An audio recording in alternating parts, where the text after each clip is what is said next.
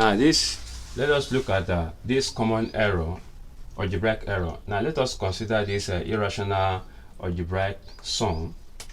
Now this is not equals to the individual sum of the square roots. Now let us see, for instance, the square root of 9 plus 16. Now take note, it is not equals to the square root of 9 plus the square root of what? 16, which based on this calculation will give us 3 plus 4, which will be what? This is what? Wrong.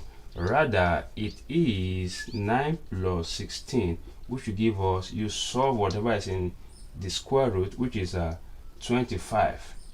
Now the square root of 25 will give us what? 5. Now this is the right working to this expression. Thank you and God bless you.